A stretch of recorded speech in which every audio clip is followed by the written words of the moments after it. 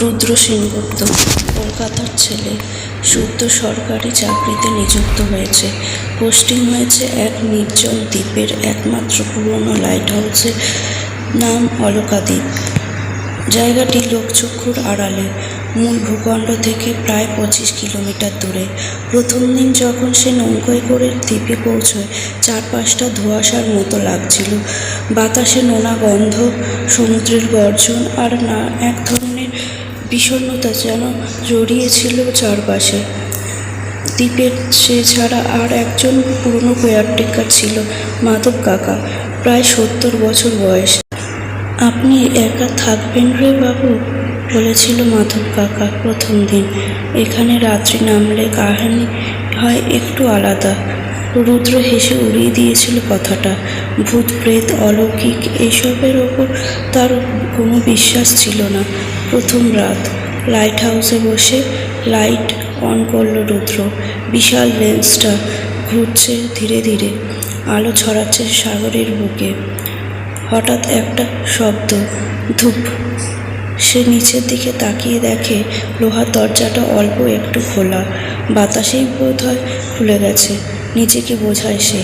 তবে এক মুহূর্তের জন্য রুদ্র স্পষ্ট দেখতে পেল একজন মহিলা দাঁড়িয়ে আছে লাইট হাউসের গেটের পাশে, সাদা পোশাকে।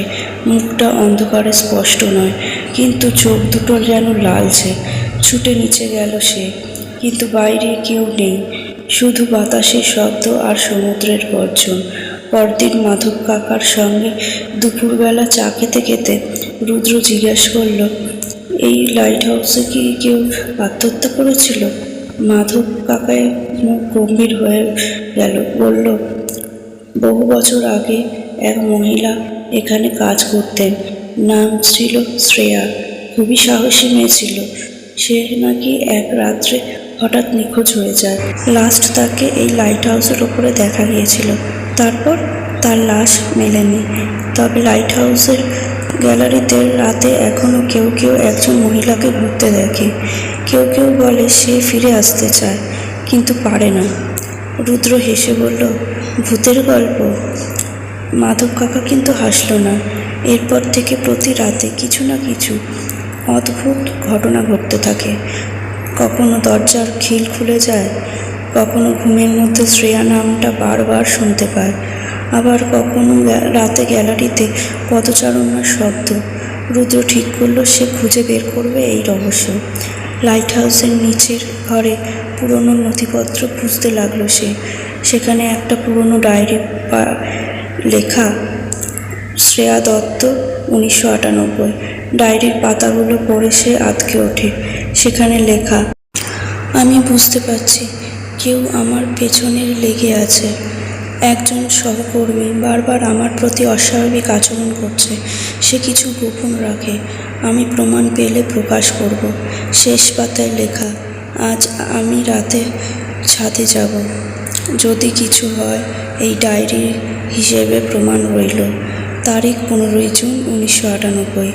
সেদিনই শ্রেয়া নিখোঁজ হয়েছিল।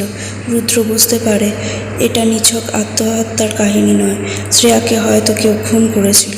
সে থানায় যোগাযোগ করতে চায়, কিন্তু মোবাইল নেটওয়ার্ক পুরোপুরি বিচ্ছিন্ন। রাতে আবার গ্যালারিতে শব্দ। রুদ্র এবার সাহস করে লাঠি হাতে ওপরে উঠে যায়। লাইটের আলোয় গ্যালারিতে একটা ছায়ামূর্তি। রুদ্র চিৎকার করে জিজ্ঞেস করে, তুমি শ্রেয়া? একটা মৃদু কণ্ঠস্বর ভেসে আছে, আমাকে খুঁজে বার করো, আমি এখানেই আছি। পরের দিন সকালে লাইট হাউসের পিছনে একটা পুরনো কুয়োর পাশে একটা কাঠের বাক্স খুঁজে পায় সে। ভেতরে কিছু পুরনো চিঠি, ছবি, নেগেটিভ আর একটি রক্তমাখা ওড়না। রুদ্র বুঝতে পারে শ্রেয়া নিজেই প্রমাণ লুকিয়ে রেখেছিল, হয়তো মৃত্যুর আগে। চিঠিগুলো পড়ে রুদ্র হতবাক। এখানে শ্রেয়া লিখেছিল একজন উচ্চপদস্থ অফিসার তার সঙ্গে জোর করে সম্পর্ক করতে চাইত। রাজি না হয়ে হুমকি দিত। নাম দীপ্ত ঘোষ। বর্তমানে তিনি অবসরপ্রাপ্ত, কিন্তু তখন এই লাইট হাউসের বিভাগের ইনচার্জ ছিলেন। রুদ্র কলকাতায় ফিরে গিয়ে পুলিশের সঙ্গে নিয়ে দীপ্ত ঘোষের বাড়ি যায়। মুখোমুখি জেরায় শেষমেশ দীপ্ত স্বীকার করে সেদিন রাতে শ্রেয়া তার বিরুদ্ধে প্রমাণ জমা দিচ্ছিল। সে রাগের মাথায় শ্রেয়াকে ধাক্কা মারে আর শ্রেয়া পড়ে গিয়ে মাথায় আঘাত পায়। সে ভয় পেয়ে শ্রেয়ার দেহগুলো কুয়োয় ফেলে দেয়। তারপর এর ঘটনাকে আত্মহত্যা বলে চালায়। পুলিশ দীপ্তকে গ্রেফতার করে। কুয়োর আশপাশে ঘুরে শ্রেয়ার হাড়গোড় উদ্ধার হয়। ডিএনএ পরীক্ষায় তার শ্রেয়ার সঙ্গে পরিবারের রিপোর্ট মেলে। রুদ্র একরকম শান্তি বোধ করে। সে আবার ফিরে আসে লাইট হাউসে। এক রাতে গ্যালারিতে দাঁড়িয়ে সমুদ্রের দিকে তাকিয়ে থাকে। দেখে হঠাৎ এক মূর্তি, বাতাসে যেন মিষ্টি ফিষ্টি গলায় ফিসফিস শব্দ। ধন্যবাদ রুদ্র। রুদ্র তাকিয়ে দেখে সাদা কাপড়ে মোড়া সেই মুখটা।